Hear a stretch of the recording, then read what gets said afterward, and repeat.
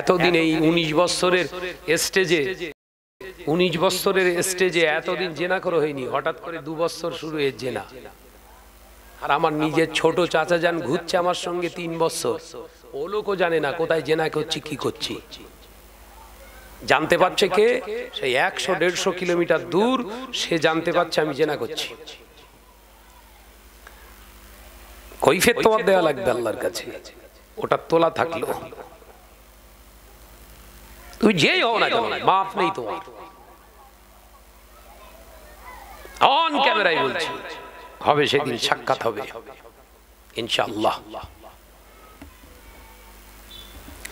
ও নওজওয়ানেরা, যুবকেরা, ছেলেরা, বাচ্চারা, পর্দানশীনা মা বোনেরা, আল্লাহ নবী, দয়ার নবী, রাহমাতাল লিল আলামিন মহিলাকে তাড়িয়ে দিলেন, যান ও মা চলে যান, সন্তানটাকে প্রসব করান, সন্তানটা দুনিয়ায় আসলে তারপরে তোমার সিদ্ধান্ত জানানো হবে। ও নওজওয়ানেরা, তাহলে অবৈধভাবে যদি সন্তানও পেটে এসে যায় তাকে হত্যা করাও হলো হারাম। মাথায় ঢুকছে? শরীয়ত বোঝো। অবৈধ মেলামেশা করার কারণে যে সন্তান পেটে এসে যায় তাকে যে হত্যা করেছে, রাসূল বললেন একটা শিশুকে যে হত্যা করলো তামাম পৃথিবীর শিশুকে সে হত্যা করলো। কাতিল, ওর ঠিকানা জাহান্নাম। আল্লাহ নবী সাহাবী শিক্ষা পেয়ে গেলেন, গুটি গুটি ঘরে চলে গেলেন। কাঁদতে কাঁদতে রাত যায়, দিন আসে, দিন আসে, রাত আসে, একের পর এক দিন পার হয়ে যায়, মাস পার হয়ে যায়। হঠাৎ বাচ্চা প্রসব হলো। ওই সাহাবী যুবতী সাহাবীর পেটে বাচ্চা, এই বাচ্চাটা প্রসব হলো। ও নওজওয়ানেরা, যুবকেরা, 40 দিন নেফাসের ইদ্দত পালন করে আল্লাহর মাহবুব বান্দা ওই বাচ্চাটা কোলে করে এনে রাসূলুল্লাহ দরবারে সে হাজির হয়ে গেলে। আসসালামু আলাইকা ইয়া রাসূলুল্লাহ, হাবিবাল্লাহ, হুজুর আমি এসেছি, আমার একটা সুসন্তান, একটা পুত্র সন্তান আল্লাহ দিয়েছে। ও আমার নবী রাহমাতাল লিল আলামিন, আমি জাহান্নাম থেকে বাঁচতে চাই। আমার এই অপকর্মে, খারাপ কাজের জন্য আমি দুনিয়ায় রাখায়াত চাই না, আমি জাহান্নাম থেকে বাঁচতে চাই। আমার উপরে হদ জারি করা হোক। আল্লাহ নবী বললেন, বাবা ও মা দাঁড়ান, আবেগের নামে ইসলাম নয়, বিবেকের নামে ইসলাম। সুবহানাল্লাহ বলে। কই জোরে হলো কই? আবেগের নাম ইসলাম নয়, বিবেকের নাম ইসলাম। দাঁড়াও, তুমি বললে, আমি শুনলাম, এবার তোমাকে আমি জিজ্ঞাসা করছি, বলো মা, বাচ্চাটা তোমার দুধ খায় কিনা? সুবহানাল্লাহ বলবেন না? আয়া রাসূলুল্লাহ, হাবিবাল্লাহ, বাচ্চা আমার দুধ খায়, আমার স্তন পান করে। আল্লাহ নবী বললেন, তাহলে তোমাকে যদি এখন কোরআনের রুলস অনুযায়ী হদ জারি করে দিই, তুমি তো মারা পড়ে যাবে, এই বাচ্চা দুধ থেকে বঞ্চিত হয়ে যাবে, তোমার দুধের নসিবে হবে না, কিয়ামতের দিন ধরা পড়ে যেতে হবে। ও আল্লাহর বান্দি, যতদিন নয় বাচ্চাটা তোমার বুকের স্তন পান করা বন্ধ না করে দেয়, নিজে হাতে করে যতদিন না খানা খেতে পারে, ততদিন ওকে দুধ খাইয়ে বড় করতে হবে। এটা তোমার উপরে আল্লাহ যে দায়িত্ব দিয়ে দিয়েছে। এখানেও আমরা সর্বনাশ করছি। কচি বাচ্চা হয়ে গেলেই একদম প্রথম দিন থেকেই সব ল্যাকটোজিন কোটো মারা শুরু করেছি। কথা বলে না কেন? ভুল বলছি? একদম প্রথম দিন থেকে সিজারে বাচ্চা, ডাক্তার বলে দিয়েছে বুকের দুধ খাওয়ান। বাচ্চাকে শক্তিশালী মজবুত করতে গেলে আপনাকে বুকের দুধ দিতে হবে। ও চিন্তা করলো, এই বয়সে বুড়ি হয়ে যাব, বুড়ি হয়ে যাব, বুকের দুধটা খাওয়ালে তো সর্বনাশ হয়ে যাবে, সৌন্দর্য নষ্ট হয়ে যাবে। কই গো শুনছো? ডাক্তারে বলেছে না ও ফিটার খাওয়াতে পারবে, অসুবিধে নেই। কথা বলছেন না কেন? ব্যাস ওইটুকু বাচ্চাকে টানের দুধ, ফিল্টারের পাপ্পুর দুধ মেরে মেরে ওর আস্তে আস্তে হাড়ের 12টা বেজে গেছে। ডাক্তার বলছে এই যারা অল্প বয়সে একদম ছোট থেকে বাচ্চাদেরকে পাপ্পু খাইয়েছে রে, যে দুধ টেনে টেনে ফিটারে খায়, ওদের সব অধিকাংশ হাড়ের রোগ হবে। দেখেন এখন যত ছেলে বাচ্চা জন্মাচ্ছে, শিশু যত জন্মগ্রহণ করছে, অধিকাংশ সব টানের রোগ। কোত্থেকে সব আমদানি হচ্ছে? কোত্থেকে? ও নজরের যুবকেরা, ছেলেরা, বাচ্চারা, পর্দানশীনা মা বোনেরা, শুনে রেখে দি, জেনে রেখে দি, আল্লাহ পাক আল্লাহ তাআলা মায়ের স্তনে এমন একটা আল্লাহ পাক প্রোটিন দিয়েছে, মায়ের স্তনে এমন একটা ভিটামিন দিয়েছে, এমন একটা প্রতিষেধক আল্লাহ ওষুধ দিয়ে দিয়েছে, যদি সন্তানকে প্রথম দিন থেকেই বাচ্চাদের দুধ খাওয়ায়, ওই বাচ্চাটার বাইরের যত রকমের ব্যাকটেরিয়া আছে, সমস্ত ব্যাকটেরিয়াকে রুখে দেওয়ার জন্য তার প্রতিষেধক আমার আল্লাহ মায়ের দুধে রেখে দিয়েছে। ছিল ফি কারারিন মাকিন, সুরক্ষিত মায়ের গর্ভের ভিতরে একটা ওয়েদারে ছিল, একটা আবহাওয়াতে ছিল। ওকে দুনিয়ায় আমি আল্লাহ পাঠিয়ে দিলাম, এমনি আমি আল্লাহ ছেড়ে দিইনি, ওর প্রোটেকশন দিয়ে আমি আল্লাহ পাক ওর সেফটি দিয়ে দুনিয়ায় পাঠিয়েছি, যেন আমার বান্দা দুনিয়ায় যে ক্ষতিগ্রস্ত না হয়ে যায়। একবার জোরে বলবেন না? অথচ অসভ্য বর্বর এই কোটোর দুধ খাইয়ে খাইয়ে সব শেষ করে ফেলেছে। কথা বুঝতে পারছেন না? আর এই দুধ না খাইয়ে ব্যাস ব্রেস্ট ক্যান্সারে রূপান্তরিত হয়ে গেছে। অধিকাংশ মহিলাদের এখন কোন ক্যান্সার হচ্ছে? সব ব্রেস্ট ক্যান্সার হচ্ছে। অন্যের হক মারবা, তোমার আল্লাহ উড়িয়ে দেবে। কথা বুঝতে পারছেন না? অন্যের হক মারবা, তোমার উড়িয়ে দেবে আল্লাহ, কেটে আলাদা করে দিয়ে সব লাও। সৌন্দর্য খুব ভালো হয়েছে। বাচ্চা মানে ওর হক নেই নাকি? কথা বলছেন না কেন? শিশু মানে ওর হক নেই। স্বামী স্ত্রীর হকটা বোঝো, বাচ্চার হক বোঝো না, মা বাপের হক বোঝো না। এই তুমি জ্ঞানী, তোর থেকে কুকুর অনেক ভালো। কুকুর কুকুর ও সন্তানকে যতক্ষণ না পর্যন্ত পেট ওঠে, ও সুন্দর না তৈরি হয়, ততদিন ওর দুধ খাওয়াতে থাকে। দেখা যাচ্ছে বহু কুকুরির কি হয়, বহু কুকুরির কি হয়, মাজা পড়ে যায়। সন্তান হয়ে যাওয়ার পরে দুধ খাওয়ানোর কারণে মাজা অচল হয়ে যায়, মাজা পড়ে যায় অনেক মেয়ে কুকুরির। কথা বলছেন না? দেখেছেন? দেখেছেন? দেখবেন, ওগুলো পাঠিয়ে চাললাম আমাদেরকে অভিজ্ঞতা লাভ করার জন্য। সৌন্দর্য ও জানেনা, নজরেরা শুনে রেখে দি, জেনে রেখে দি, আল্লাহ নবী বললেন যাও মা যাও, আমি নবী বলছি চলে যাও। ওই বাচ্চাটা যতদিন না নিজে উঠিয়ে খেতে পারে খানা, ততদিন তুমি ওকে পালন করো, দুধ দিয়ে দেবে। আল্লাহ নবীর দরবার থেকে আবার সাহাবী ফিরে চলে গেলেন, বাচ্চাকে কোলে করে নিয়ে কাঁদতে কাঁদতে বাড়িতে চলে এলেন। নামাজ কালাম করে তওবা করে, কিন্তু নিজের জীবনের গুনাহ ভুলতে পারেন না। এ নজনেরা 2 বছর অতিবাহিত হয়ে গেল।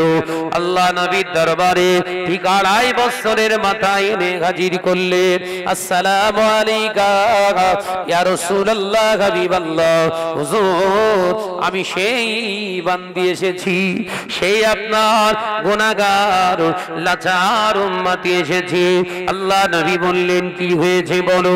ইয়া রাসূলুল্লাহ, হাবিবাল্লাহ আমি ব্যভিচার করেছিলাম, জিনা করার কারণে অবৈধ সন্তানের জননী হয়ে গেছি। ইয়া রাসূলুল্লাহ দুনিয়া আমি চাই না, আমার আখিরাতটা জানো ধ্বংস না হয়ে যায়, আমি জানো জাহান্নামের ভিতরে না যায়। এই দুনিয়ার জমিনে মৃত্যুকে আমি বরণ করে নিচ্ছি, কোরআনের আইনকে আমি বরণ করে নিচ্ছি। ইয়া রাসূলুল্লাহ, হাবিবাল্লাহ, আমার বাচ্চাকে আমি এনেছি, দেখুন আমার বাচ্চা হাতে করে এখনো রুটির টুকরো ছিঁড়ে খাচ্ছে, দয়া করে আমাকে আর ফিরিয়ে দেবেন না। একবার জোরে বলেন, একবার জোরে বলবেন না। কিতাবে এসেছে ওই বাচ্চাটার হাতে একটা রুটির টুকরো দিয়েছে, মা ছিঁড়ে ছিঁড়ে খাচ্ছে। আল্লাহ নবী বললেন, ও আমার সাহাবীরা, কে আছো বাবা, এই বাচ্চাটার ভরণ পোষণের দায়িত্ব নেবে, একে ভালো শিক্ষা দেবে, সুন্দর করে তৈরি করবে। একজন সাহাবী হুজুর উঠে বললেন, ইয়া রাসূলুল্লাহ, হাবিবাল্লাহ, এই বাচ্চাটার ভরণ পোষণের দায়িত্বটা আমি নিয়ে নিলাম। একবার জোরে বলেন না।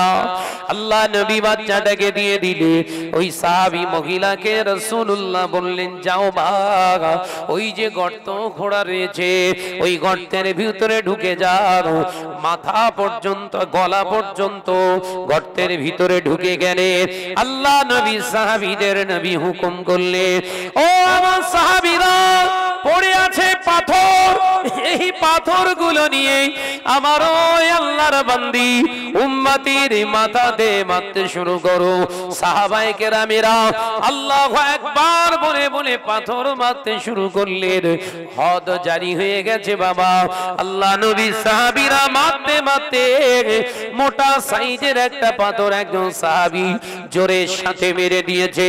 ওই পাথরটা আম্মা জানের কপালে লেগে গিয়েছে, কপালটা ফেটে গিয়ে রক্তটা ফিনকি দিয়ে আল্লাহ নবী সাহাবী ওমরের গায়ে পড়ে গেছে। হযরত ওমর রাদিয়াল্লাহু তাআলা আনহু ডুকরে কেঁদে ফেলে আল্লাহু আকবার বলে জমিনে বসে পড়েছে। আল্লাহ নবী বললেন, ওমর, কি হয়েছে তোমার, তুমি হঠাৎ কেন বসে পড়লে? ইয়া রাসূলুল্লাহ, হাবিবাল্লাহ, একজন ব্যভিচারিণীর গায়ের রক্ত আমার গায়ে পড়েছে, কিয়ামতের দিন না জানি আল্লাহ আমার সঙ্গে কেমন ব্যবহার করবে, এই ভয়ে আমি ওমর আল্লাহু আকবার বলে জমিনে বসে পড়েছে। আল্লাহ নবী বললেন, ওমর, ও আমার সাহাবী ওমর, শোনো বাবা ওমর, এখন যে মহিলাটা গর্তের ভিতরে ঢুকে খোদা আল্লাহর হুকুমকে মেনে নিয়ে হদ জারি করা হয়েছে, যার জন্য ওই মহিলাটাকে আর ব্যভিচারিণী বলো না, আমি নবী বলছি, এখন যে নারী, এখন যে বান্দির গায়ে রক্তটা তোমার গায়ে লেগেছে, ওই বান্দিটা আল্লাহর একজন মাসুকা, আল্লাহর একজন প্রকৃত বান্দি, আল্লাহ তার প্রতি রাজি হয়ে গেছে। আল্লাহ জান্নাতি তালাশ করনে वाला বান্দির গায়ে রক্তটা তোমার গায়ে লেগেছে। সুবহানাল্লাহ বলে, আর একটু জোরে বলে।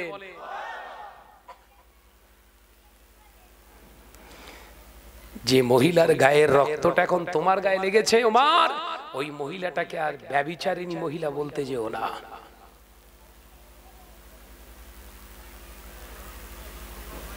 আলোচনা বুঝছেন? তাহলে দুনিয়াটা তার কাছে, তানার কাছে কিচ্ছু ছিল না। চলমান যৌবনে ভুল ত্রুটি হয়েছে, চলমান জিন্দেগিতে ত্রুটি করে ফেলেছে, সংশোধনের জায়গায় ইসলাম দিয়েছে। নবী নরমের জায়গায় নরম, গরমের জায়গায় আবার গরম, বলছিলাম না?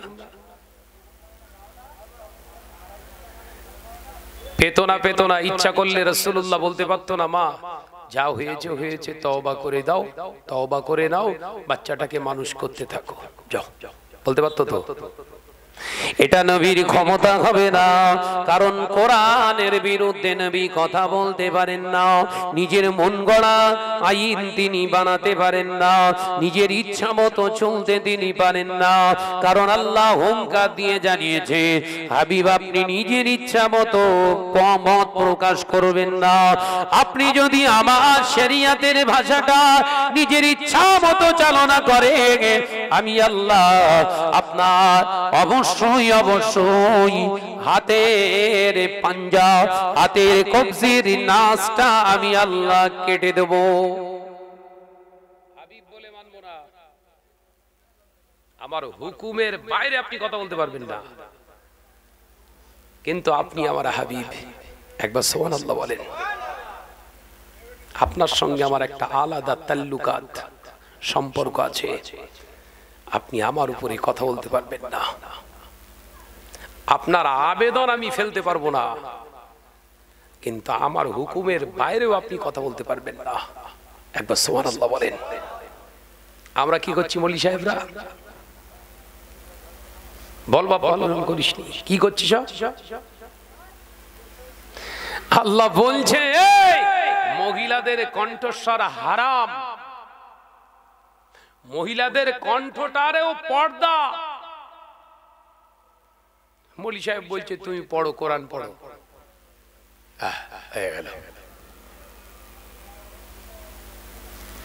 সরাসরি সরাসরি আল্লাহ আল্লাহ রসুলের বিরুদ্ধে আচরণ করছে, তারপরেও তার ভক্ত দেখলে মাথা কাজ করবে আপনার। আমার ভক্ত প্রচুর, 3 কোটি ভক্ত আছে, সেই জন্য আমি পীর, সেই জন্য আমাকে তোরা পীর বল, সেই জন্য তোরা আমাকে পীর বলবি। পাশে শাহরুখ খান দাঁড়িয়ে ছিল, ও সিনেমার ফিল্মের আর্টিস্ট, ও বলছে হুজুর আপনার 3 কোটি ভক্ত আর আমার 177টা দেশের ভক্ত, তাহলে আপনার থেকে আমি বড় পীর। শাহরুখ খানের দাবিটা ভুল আছে না ঠিক আছে? কথা বলছেন না কেন? ভক্ত থাকলেই হবে? পেঁতারামও খুঁজে পাওনি নাকি? ফাজলামি আর খুঁজে পাওনি? ভক্ত দেখাচ্ছ? 177টা দেশের মানুষ পাগল কার জন্য? বল বাপ বল। আমাদের ঘরের অনেক জওয়ান ছেলেরা আমার ভাই হয়। কথা ঠিক বলছি না ভুল বলছি? এরা আবার বলে আমাদের ভাই। তো তোদের ভাই না, তোর মার পেটের ভাই। আস্তাগফিরুল্লাহ পড়েন। ভক্তগুলো যে দেখাচ্ছিস, যে ভক্তগুলো তৈরি করেছিস কারা তারা? সোশ্যাল মিডিয়ায় তাদের খিস্তি খেওর দেখলে, তাদের লেখনির ভঙ্গিমা দেখলে শয়তান পর্যন্ত কাঁদতে শুরু করেছে। শয়তান ইবলিস পর্যন্ত কাঁদছে, আফসোস করছে আল্লাহ এরকম খিস্তি তো আমি কোনোদিন লিখিনি, এরা তো লিখে ঝেড়ে দিচ্ছে, আমি আর এলাকায় ঢুকবো না, আমার আর যাওয়ার দরকার নেই, এরা হচ্ছে আমার উপরের জিনিস। লিখিত খিস্তি দিচ্ছে, সব আমার কাছে আছে।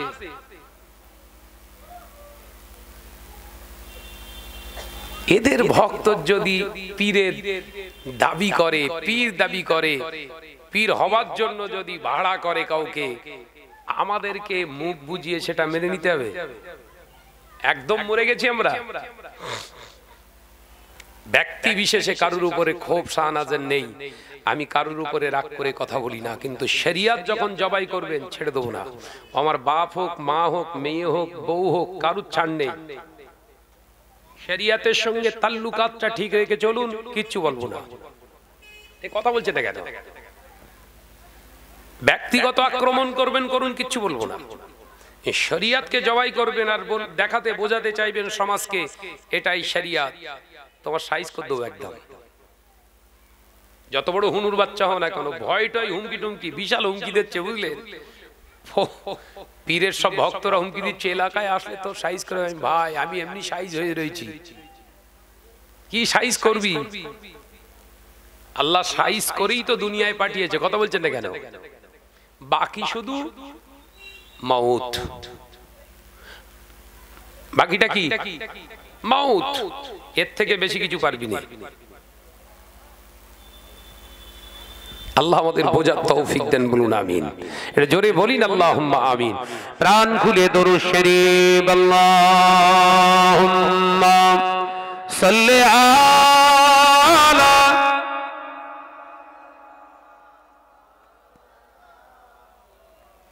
মাশাআল্লাহ। আরেকটু জোরে ওয়া আলা আলি।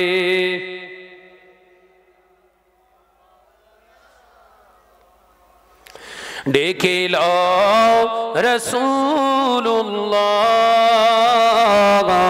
রোজা পাকের কিনারে, আমি সইতে পারি না বিরহ ব্যথা,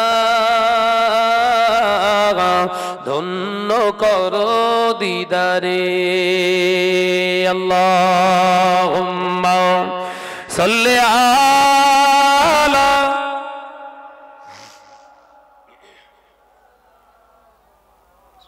ওয়া আলা আলি।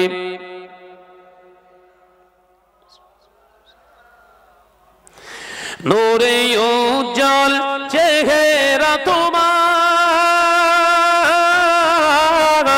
দেখে মন যে ভরে যায়, তোমার ওই গুম্বাদে খাজরা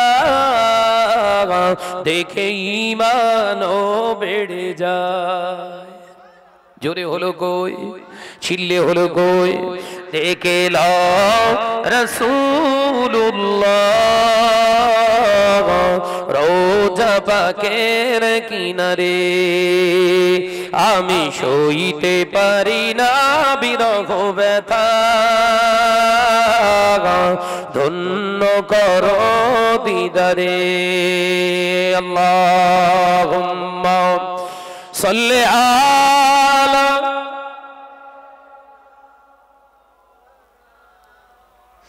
আর একটু জোরে পড়ি ওয়া আলা আলি।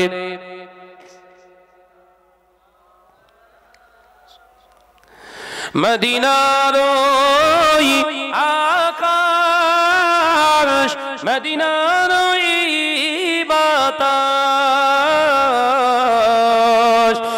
মদিনার ওই জাবালে উহুদ, তোমাকে ও সালাম জানাই। জোরে হলো না, আর চিল্লে হবে না। নারে তাকবীর। ডেকে লও রাসূলুল্লাহ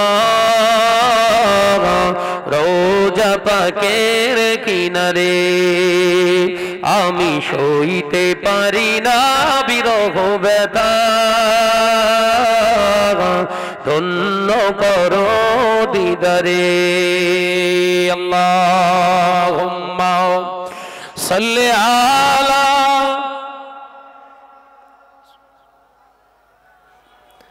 মাশাআল্লাহ মাশাআল্লাহ। আরেকটু জোরে ওয়া আলা আলি।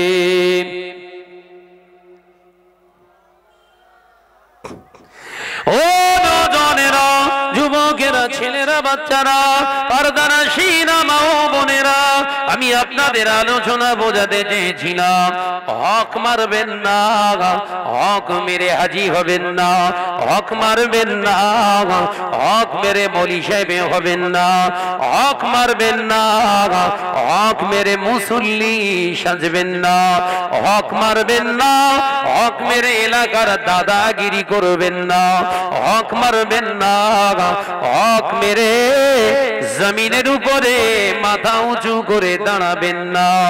এটাই সব থেকে জঘন্যতম ক্যারেক্টার। এই ক্যারেক্টারটাই হলো সব থেকে জঘন্যতম ক্যারেক্টার। অন্যায় করার সে আবার কটা হাজির বোধহয় দেয়, আবার এসে দেয়।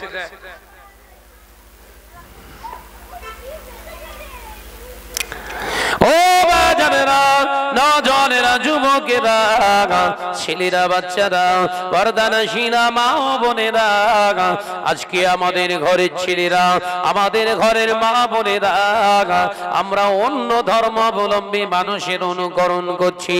আল্লাহ নবী পাক জবানে জানিয়ে দিলেন, মান তাশাব্বাহা বিকওমিন ফাহুয়া মিনহু। আমি নবী জানিয়ে দিলাম, দুনিয়ার জমিনে যার অনুকরণ দুনিয়ায় তুমি তাশাব্বাহ করে চলবে, কিয়ামতের দিন তাদের অন্তর্ভুক্ত তুমি হয়ে যাবে, অর্থাৎ তাদের সঙ্গে তোমার হাসর নসিব হয়ে যাবে। ও নজনেরা, সুদ খাওয়াটা কোনো মুসলমানের কাজ নয়, ওটা ইহুদিদের কাজ, নাসারাদের কাজ, ওটা পৃথিবীর জমিনে মুশরিকদের কাজ। সুদ তাদের জন্য হালাল হতে পারে, মুমিনের জন্য সুদ হলো হারাম। আলোচনা বুঝতে পারছেন তো নাকি?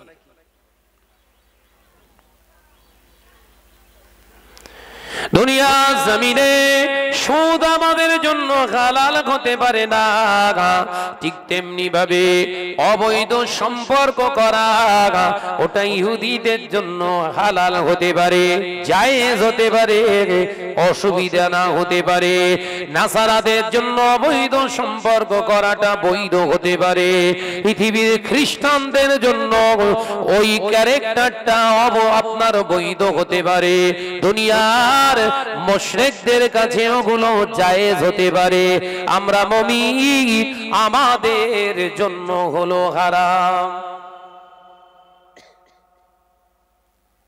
হারাম আর আছে? কথা বলছেন না কেন? বাড়িতে আসলে কেউ কারুর বাড়ি যাচ্ছে, চেনা শুনো জানা কিচ্ছু নেই, বউ সামনে ঘুরঘুর ঘুরঘুর করে ঘুরছে, যুবতী মেয়েটা ঘুরঘুর ঘুরঘুর করে ঘুরছে, আবার ঘরের জামাইগুলো আসলে ওদের আবার খাদেমা হিসেবে ঘরের যুবতী মেয়েটারে পাঠায়, যা তো দুলাভাইকে ভালো করে দাঁড়িয়ে থেকে খাওয়া। এই কথা বলছেন না কেন?